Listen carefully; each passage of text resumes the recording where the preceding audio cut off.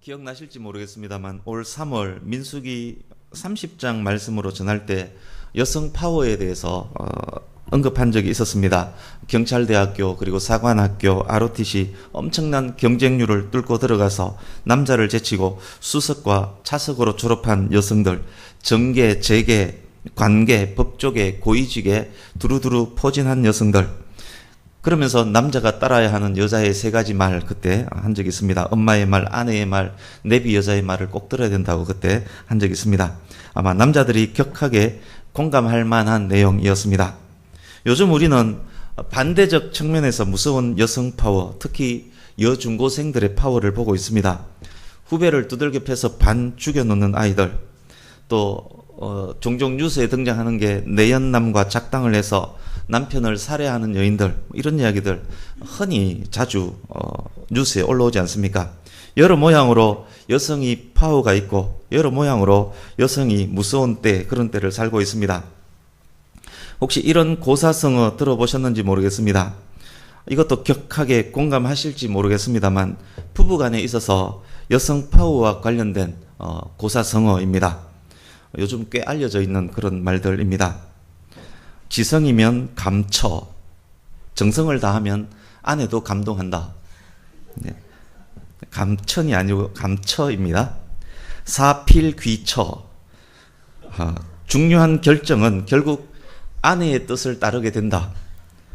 처하태평, 아내 밑에 있을 때에만 모든 것이 편하다. 웃고 있는 분은 격하게 공감하는 것 같습니다. 남편 여러분 격하게 공감되는 것 같습니다. 그렇다면 이 말은 어떻습니까? 인명제처, 사람이 죽고 사는 것은 아내에게 달렸다. 진인사대처명, 자기 할 일에 최선을 다한 후 아내의 명령을 기다린다. 진인사대처명입니다. 미연자 하나만 빠졌을 뿐인데 이렇게 하니까 굉장히 수긍이 갈 수 있는 그런 말 같습니다. 여성의 파워를, 아내의 파워를 과장해서 만들어낸 무서운, 굉장히 무서운 고사성어였습니다. 그러나 오늘 전할 말씀은 여성 파워와 관련된 말씀은 아닙니다. 우리 삶 전체를 주관하시는 하나님, 우주를 통치하시는 하나님의 섭리, 그리고 주어진 환경, 주어진 여건 하에서 사람이 할 수 있는 최선을 다한 후에 하나님의 도우심을 기다림, 그러니까 고사성어와 연결점을 찾는다면 인명제천, 진인사대천명과 밀접한 말씀입니다. 인명제처, 진인사대처명 이야기를 한 것은 인명제천, 진인사대천명 이야기를 끌어내기 위한 아이스 브레이킹이라고 합니다. 아이스 브레이킹이었습니다. 이제 먼저 오늘 본문에 대한 배경에 대해서 설명드리겠습니다. 북이스라엘이 아수르에 의해서 멸망한 지, 그때가 BC 722년입니다. 멸망한 지 약 135년 후에 남유다가 바벨론에 의해서 멸망합니다. 북이스라엘을 멸망시켰던 그 아수르는 다시 바벨론에 의해서 멸망을 합니다. 남유다를 멸망시킨 바벨론은 바사, 즉 페르시아 제국에 의해서 망하게 됩니다. BC 539년에 있었던 남유다가 바사에 의해서 바벨론이 페르시아에 의해서 멸망합니다. 바벨론을 멸망시킨 사람은 바사국, 즉 페르시아의 고레스 왕입니다. 사이러스라고 부르기도 하고 키루스라고 부르기도 합니다. 페르시아는 옛 바벨론의 영역들 그 이상을 다스리는 당대의 패권국이 됩니다. 에스라 1장으로 잠깐 가보겠습니다. 에스라서 1장. 말씀드렸듯이 1장 1절을 보시면 고레스 왕 1년, 고레스 왕 원년이 나옵니다. 여기 고레스 왕 원년이 바로 바벨론이 페르시아에 의해서 멸망했던 BC 539년입니다. 페르시아의 고레스 왕이 바벨론 포로로 끌려왔었던 유다 백성들이 본국으로 돌아가는 것을 이때 허락합니다.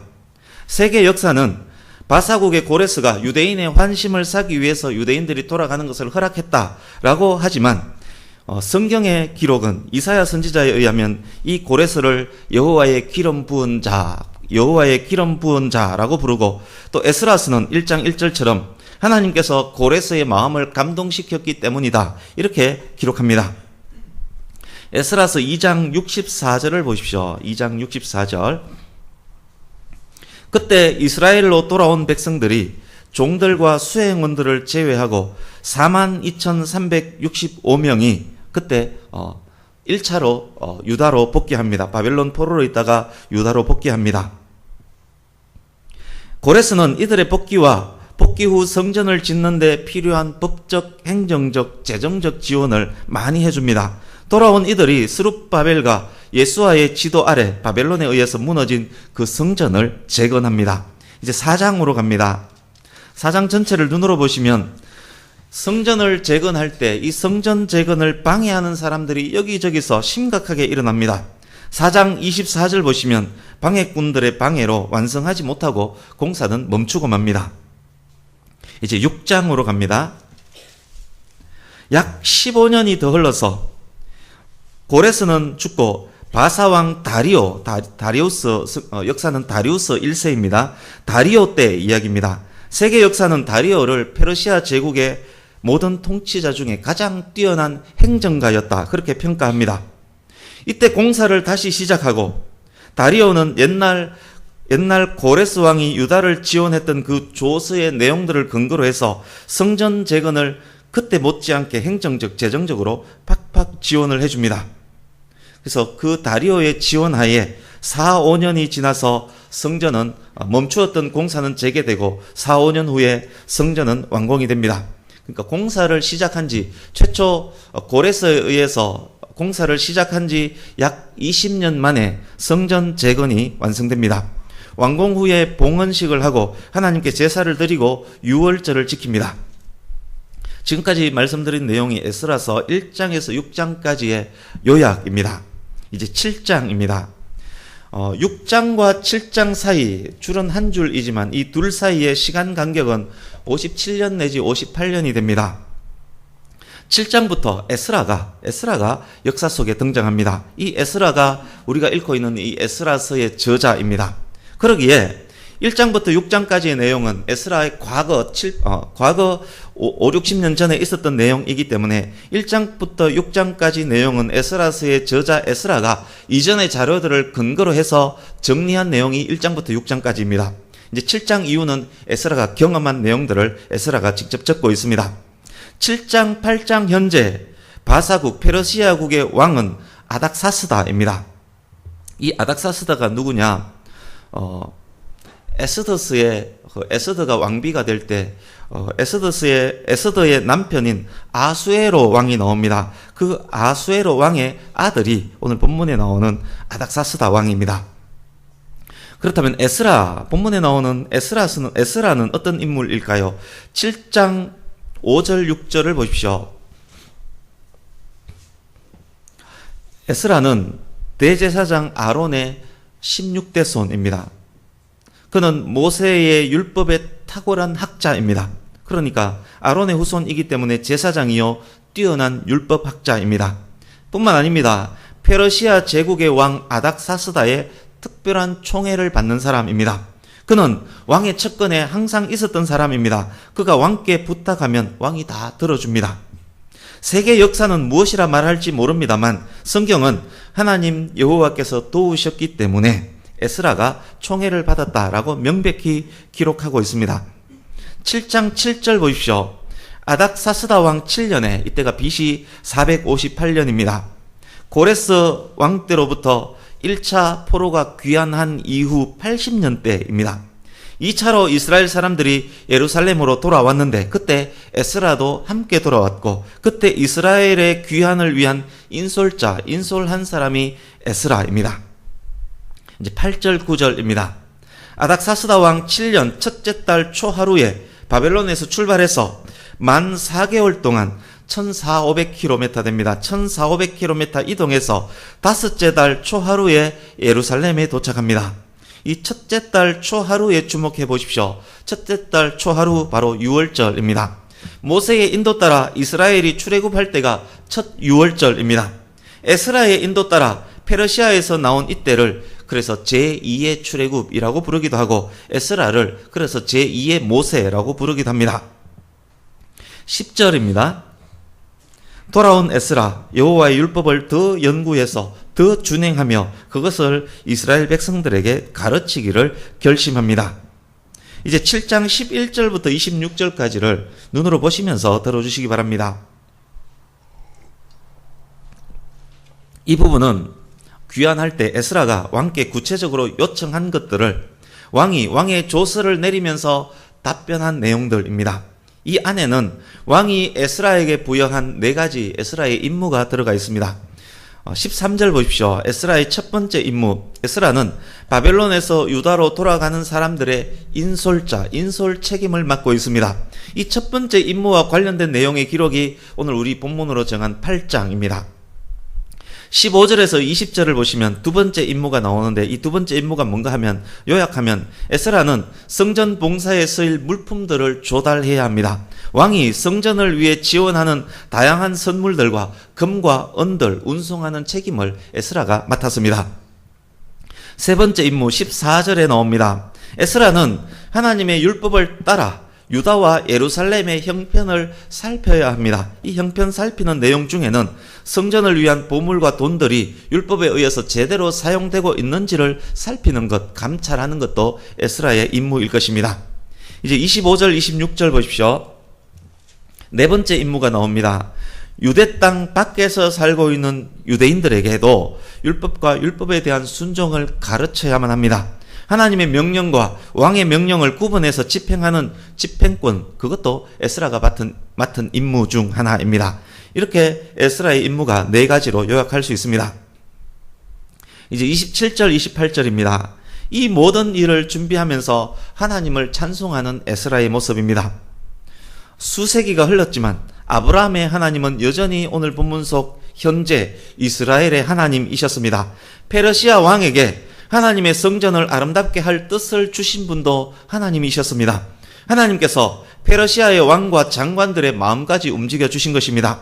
하나님 여호와의 손이 에스라와 함께 있어서 도저히 불가능했던 그 일들이 지금 이루어지고 있습니다. 에스라는 그래서 제2의 출애굽을 시작할 수 있게 되었습니다. 이 일로 에스라가 하나님을 찬송하고 있습니다. 27절, 28절 내용이 그런 에스라의 찬송입니다. 이제 8장으로 갑니다. 8장 1절에서 14절입니다. 에스라의 인도 따라 예루살렘으로 귀환하게 될 족장과 그 집안의 남자들 인원에 대한 기록이 있습니다. 여기 인원들을 다 더하면 1496명입니다. 15절 이하를 보십시오. 3일 동안 인원 파악을 하고 그들의 집안들을 살피는데 문제가 발견되었습니다. 1496명 안에, 그 남자들 안에 레위인이 없었던 것입니다. 하나님의 성전을 아름답게 할 귀한 사명을 갖고 지금 본국으로 돌아가는데 레위인이 없습니다. 레위인 없이 어떻게 성전에서 바른 제사, 바른 예배를 할 수 있겠습니까? 성물 하나하나 옮기는데 레위인의 손이 당연히 필요함을 우리는 이미 배웠기 때문에 알고 있습니다. 그런데 레위인이 없다면 어떻게 돌아가서 제대로 임무 수행을 할 수 있겠습니까? 그래서 에스라가 출발을 잠시 멈추고 함께 갈 레위인들을 찾습니다. 18절 이하 보십시오. 하나님의 선한 손이 도우셔서 레위인 38명이 이때 합류합니다. 레위 사람들을 섬기기 위한 일꾼 220명도 이때 합류합니다. 그러니까 1496명은 남자들의 숫자였습니다. 그렇다면 예루살렘으로 돌아갈 레위인을 합쳐서 예루살렘으로 돌아갈 총 인원 대략 얼마 정도 될 것 같습니까? 기록된 총 인원 1496 플러스 38 플러스 220 하면 1754명입니다. 기록되지 않은 인원, 여자와 아이까지 합치면 아마 7000여 명 이상은 족히 되었을 것입니다. 에스라가 인솔을 해갈 그 인원은 7000여 명 가까이 됩니다. 이제 오늘 본문 21절로 들어갑니다. 이 인원이 출발지인 아하와 강가에 모였습니다. 출발하기 전에 무엇을 먼저 하는지 보십시오. 에스라가 금식을 선포하고 하나님께 겸손한 마음으로 기도합니다. 이렇게 기도합니다. 하나님, 우리에게는 아이들도 많이 있습니다. 여자와 노인들도 많이 있습니다. 하나님, 우리에게는 지켜야 할 많은 소유들도 있습니다. 성전을 아름답게 할 많은 금과 은과 많은 보물들도 우리 수중에 있습니다. 하나님, 우리 가는 길을 평탄하게 해 주십시오. 우리의 안전을 지켜 주십시오. 예루살렘으로 가는 길까지 지켜 주십시오. 정말 그랬습니다. 1,400km를 4개월간 지금 행군해서 가야만 합니다. 여자와 아이들, 노인들도 많습니다. 엄청난 돈, 값비싼 보물, 금과 은들이 있습니다. 7,000여 명이 움직이려면 또한 얼마나 많은 어려움들이 있겠습니까? 구석구석 얼마나 많은 취약점들이 있겠습니까? 멀고도 긴 여정에 얼마나 많은 도적들, 강도들이 있겠습니까? 에스라와 그 일행에게는 안전과 성공, 여행의 성공이 가장 절박했을 것입니다. 22절입니다. 에스라가 더욱 안전을 이렇게 기도해야만 하는 이유가 있었습니다. 출발하기 얼마 전에 에스라가 예루살렘으로 돌아가는데 필요한 것들을 왕에게 요청할 때였습니다. 지원에 대해 구체적으로 왕과 협상을 하고 있었습니다. 그때 왕이 에스라에게 이런 말을 했습니다. 중간중간 도적대들이 엄청 많을 것 아닌가? 그 먼 길을 안전하게 가려면 군인들의 호위가 반드시 필요하지 않은가? 내가 보병과 마병은 요즘으로 말하면 전차부대입니다. 보병과 전차부대를 내가 지원해 줄게. 왕이 에스라에게 이렇게 제안을 했습니다. 그때 에스라가 왕에게 이렇게 대답합니다. 왕이시여, 우리 하나님의 손은 하나님을 찾는 모든 자들에게 선을 베푸시는 분입니다. 우리는 하나님을 찾는 하나님의 백성들입니다. 우리가 가는 모든 길에서 하나님의 손이 지켜주실 것입니다. 만약 우리를 해코지하는 세력들이 있다면 그들은 하나님의 진노의 손을 맛보게 될 것입니다. 그러니 왕이시여, 말씀은 감사합니다만 보병과 마병은 정중히 사양하겠습니다. 이렇게 대답했습니다. 여러분, 에스라의 행동을 어떻게 생각하십니까? 왕이 보병과 기갑 부대까지 지원해 주겠다고 할 때 되십니다. 하나님께서 지켜주실 것입니다. 이렇게 대답했습니다. 그렇게 사양해 놓고 막상 출발할 때가 되어서는 금식을 선포하고 하나님께 안전과 성공을 기도하고 있습니다. 마치 매일 먹고 자고 놀다가 시험 전날 시험 잘 보게 해달라고 밤새 기도하는 그런 아이와 같지 않습니까? 에스라는 진인사 후에 1,000명을 기다리는 그런 사람이 아닌 것 같지 않습니까? 자기 할 일에 최선을 다한 후에 하나님의 도우심을 기다리는 그 에스라가 맞습니까? 아니면 허풍을 떨며 왕에게 자기 믿음을 자랑하다가 막상 일이 닥치니까 그때 허풍 뜬 것을 후회하면서 하나님께 매달려 기도하는 그런 사람 아닙니까? 에스라의 신앙은 만용입니까? 객기입니까? 무엇입니까? 에스라의 기도를 하나님께서 들어주시겠습니까? 들어주지 않을 것 같습니까? 그런데 23절 보십시오. 에스라의 금식 기도가 하나님의 응답하심을 받았다라고 기록합니다. 31절을 보십시오. 31절은 전체 여정의 결론적 요약입니다. 첫째 달 12일에 아와 강을 떠나, 아까 7장 9절에서는 초하루에 떠났다라고 기록되어 있지만 여기에는 12일로 기록되어 있습니다. 이 차이는 아마 레위인을 찾느라고 소비한 그 시간 때문에 그럴 것입니다. 첫째 달 12일에 아와 강을 떠나 예루살렘으로 갈새 기도한 대로 하나님의 손이 도우셔서 대적들과 길에 매복한 자들의 손에서 건져주셨다. 이렇게 기록합니다. 구체적으로 어떤 일이 일어났는지 기록되어 있지 않기 때문에 알 수 없지만 하나님의 도우심으로 기도한 대로 안전하게 성공적으로 7,000여 명의 행렬이 예루살렘에 잘 도착했다라고 기록하고 있습니다. 궁금하지 않습니까? 에스라는 성경을 읽는 모든 성도의 모범이 되는 그런 성경 인물 중 한 명인데, 성경 인물 중 하나님의 법에 대해서 최고로 잘 알고 행하는 사람으로 평가되는 사람이 에스라인데, 그런데 에스라가 이렇게 행한 것이 성공적인 여행이 되었다면 우리들도 살다가 자주 이런 일들을 만날 수 있을 텐데, 우리 앞에 크고 험한 장애물이 있을 때 사람과 조직으로부터 지원 지지를 받을 만한 자격도 되고 내가 노력하면 충분히 지원 지지를 받을 수 있는데, 그렇지만 오직 하나님만 의지하고 그 지원들을 거부한다면 그것이 성도의 바른 행위가 맞단 말인가? 내가 많이 아픈데 가까이에는 동네 병원도 있고 대학 병원들도 있는데 병원비 걱정하지 않아도 될 형편인데, 그렇지만 고치시는 하나님만 의지하고 병원에 가지 말고 금식하며 기도하는 것이 맞다는 말입니까? 매일 놀다가 시험 전날 밤새워서 기도하고 시험 보면 100점 맞을 수도 있다는 말 아니겠습니까?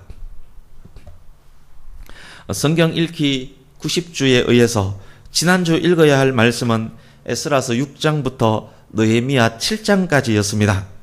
모든 성도님들이 딱지는 안 붙였지만 모든 성도님들이 다 읽었으리라 생각하면서 우리 느헤미야 2장 7절 9절을 함께 보겠습니다. 에스라 바로 뒤에 느헤미야서입니다. 느헤미야서 2장 7절에서 9절을 같이 읽어봅니다.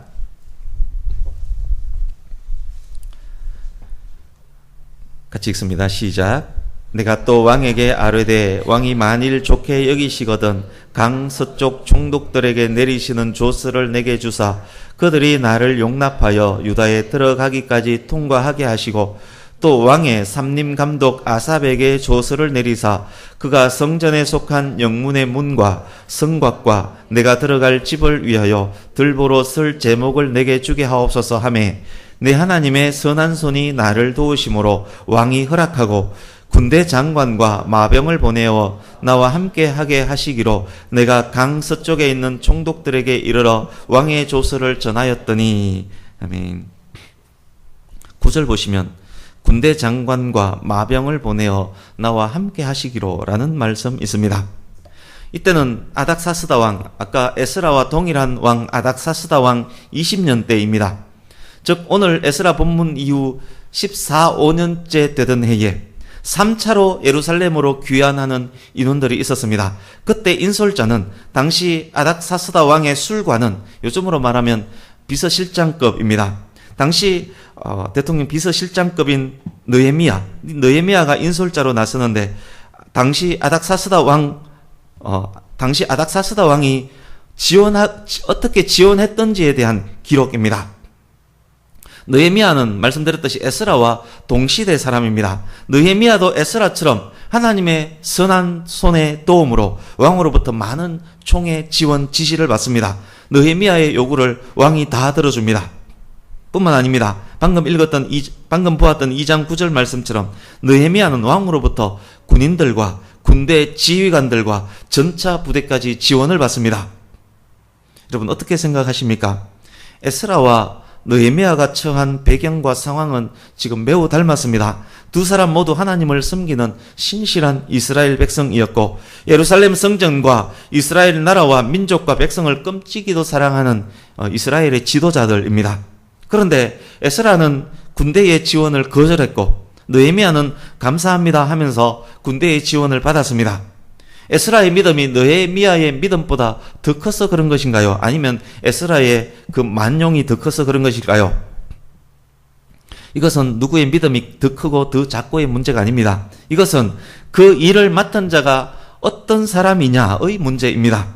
이것은 그들 마음 중심이 정말 하나님을 향해 있느냐의 문제입니다. 인명은 하나님의 뜻에 달려 있음을 진실로 믿고 있는 사람이냐의 문제입니다. 에스라는 제사장이었고 탁월한 율법학자였습니다. 요즘으로 말하면 존경받는 말씀을 잘 아는 목사님이었습니다. 에스라는 그런 사람이었습니다. 느헤미야는 그렇지만 페르시아의 관리였고 이후 유다 총독으로 임명받게 될 관원이었습니다. 두 사람 모두 신실하고 믿음 좋은 하나님의 백성입니다. 두 사람이 지금 처한 여건과 환경은 매우 비슷합니다. 그러나 두 사람이 일 처리하는 방식은 많이 다릅니다. 당연합니다. 두 사람은 다른 사람이기 때문입니다. 하나님께서 예를 들어 목사님과 그리스도인인 장군에게 각각 동일한 임무를 맡기셨다라고 가정하겠습니다. 목사님이 맡았을 때와 그리스도인 장군이 맡았을 때 일 처리 방법이 다를 수밖에 없습니다. 울고 있는 아이의 울음을 그치게 하는 임무가 주어졌습니다. 어린이집 선생님이 그치게 하는 방법, 여중생이 하는 방법, 경찰이 하는 방법 각각 다를 것입니다. 여중생에게 걸리면 잘못하면 죽지 않을까 싶기도 합니다만 어쨌건 동일한 임무이지만 사람마다 그 일을 처리하는 방법은 다를 수 있습니다. 에스라에게는 제사장으로서 율법학자로서 임무를 수행해야 하는 그런 사명이 있습니다. 느헤미야는 페르시아의 관리로 유다의 총독으로 임무를 수행해야 합니다. 그렇기 때문에 오늘 본문에 나오는 에스라는 직무유기를 한 것이 아닙니다. 에스라는 자기가 처한 환경, 자기 신분에 맞게 자기가 할 수 있는 최선을 다한 것입니다. 그렇습니다. 에스라의 방식은 평소에 공부 안 하고 시험 전날 밤샘 기도한 아이의 방식이 아닙니다. 오히려 중학생이기 때문에 가장 중학생다운 방법으로, 대학생이라면 가장 대학생다운 방법으로 평소 최선을 다해 공부하는 그런 방식입니다. 모든 것 생각해서 준비해서 왕께 보고했습니다. 왕으로부터 최선의 것을 받았습니다. 인원을 일일이 체크하고 올바른 임무 수행을 위해서 레위인들을 합류시키고 이동 중에 있을 위험을 충분히 파악하고 그 위험 때문에 겸손히 하나님께 엎드려 금식하며 기도했습니다. 그렇지만 제사장이고 율법학자이기 때문에 제사장으로 율법학자로 더 크게 하나님을 높여야 하기 때문에 보병과 마병의 지원을 거절했습니다.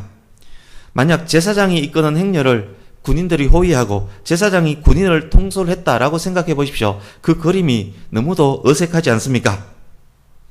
느헤미야 역시 마찬가지입니다. 느헤미야는 페르시아의 관리이기 때문에 바사국 군대의 호위, 바사국 군대의 지원을 하나님의 도우심으로 생각했습니다. 관리이기 때문에 당연한 판단입니다. 그렇기 때문에 에스라도 느헤미야도 마음 중심은 오직 하나님을 향해 있습니다.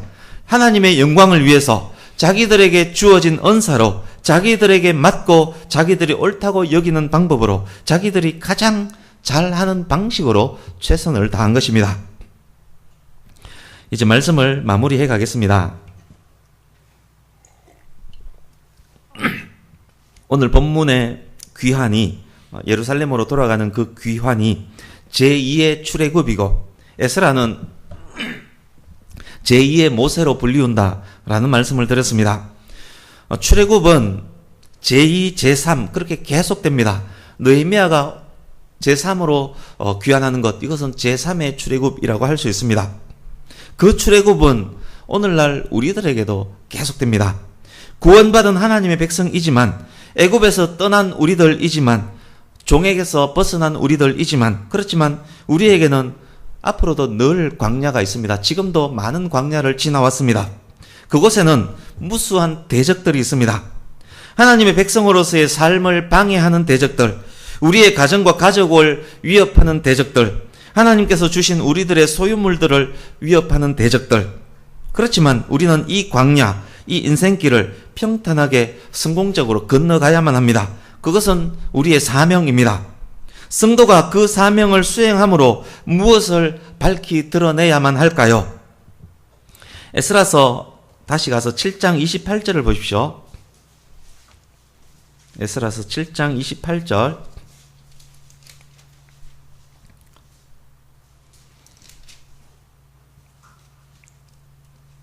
에스라가 내 하나님 여호와의 손이 내 위에 있으므로 힘을 얻었습니다. 8장 18절을 보십시오.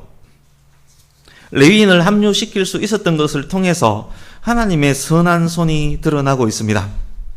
8장 22절 보십시오. 왕과 협상할 때도 하나님의 선한 손을 드러내는 것이 에스라의 목적이었습니다. 8장 31절 보십시오.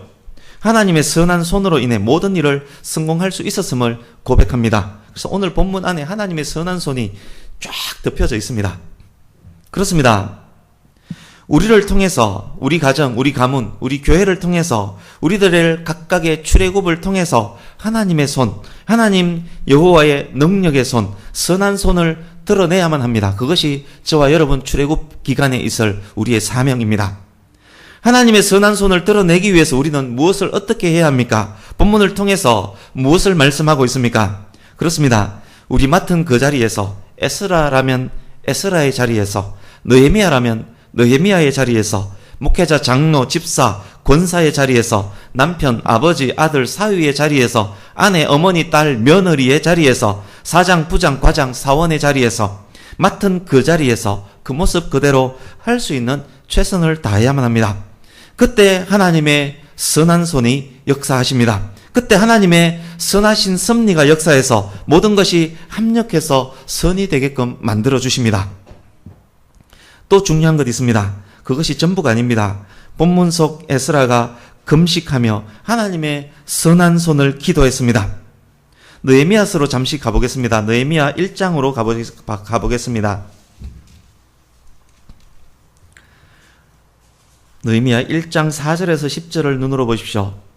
느헤미야도 지금 금식하며 기도하고 있습니다. 느헤미야 2장 4절을 보십시오. 왕이 묻는 찰나 그 순간에도 느헤미야는 그 순간도 포착해서 기도하고 있습니다. 우리의 진인사에 기도가 더해질 때 하나님의 선한 손이 더욱더욱 역사하는 것입니다. 그때 우리의 소원이 이루어지는 것입니다. 우리가 품는 소원도 하나님의 뜻 안에서 품게 되기에 소원이 더욱더욱 이루어지는 것입니다. 우리 함께 주보 오른쪽 하단에 있는 시편 17절 위에 거는 개역개정이고 아래 거는 현대인의 성경입니다. 개역개정으로 잘 이해가 안 될 수 있기 때문에 현대인의 성경도 기록했습니다. 그러니까 두 것을 동시에 연결해서 같이 읽어보겠습니다. 같이 읽습니다. 시작. 여호와여, 주는 겸손한 자의 소원을 들으셨사오니 그들의 마음을 준비하시며 귀를 기울여 들으시고, 여호와여, 주는 겸손한 자들의 소원을 들으시고 그들을 격려하시며 그들이 부르짖는 소리에 귀를 기울이셨습니다. 아멘. 단순히 앞뒤 따지지 않고 내가 해야 할 일은 내팽개치고 기도합시다 이렇게 말하는 것은 참 신앙이 아닙니다. 믿지 않는 사람들이 기독교인들에게 가장 듣기 싫어하는 것이 그겁니다. 뭐 말만 하면 기도합시다 이렇게 이야기한다라고 합니다. 어떤 문제 앞에 그냥 습관적으로 하나님께 기도합시다, 기도하면 다 됩니다 이렇게 말하는 것 역시 바른 신앙 아닙니다. 참 신앙은 에스라와 느헤미야와 같은 신앙입니다. 에스라, 느헤미야와 같은 삶을 살면서 하나님께서 주신 소원 안에서, 자기에게 주신 그 은사 안에서 최선을 다해 노력하며 진실로 기도할 때 그때 하나님께서 들어주십니다. 하나님께서 선하신 손, 권세와 능력의 손, 은혜의 손, 긍휼과 자비의 손으로 도우시고 지키시고 인도하십니다. 우리가 맞닥뜨릴 광야를 하나님께서 평탄케 하실 것이며 결국 성공의 길, 승리의 길로 인도하실 것입니다. 그 모든 것을 통해서 하나님의 손이 더욱더욱 드러나게 그렇게 만들어 가실 것입니다. 말씀을 마칩니다. 사랑하는 성도님 여러분, 저와 여러분을 통해서, 저와 여러분의 가정과 가문을 통해서, 우리 백양교회를 통해서 하나님 여호와의 선하신 손이 만방에 확연히 드러나기를 간절히 원합니다. 우리 모두를 통해서 우리와 우리 가정, 우리 교회 위에 역사하시는 손이 다른 누구의 손도 아닌 만군의 여호와 하나님의 손임을 만방에 증거되기를 예수님의 이름으로 축복합니다. 아멘. 기도하겠습니다.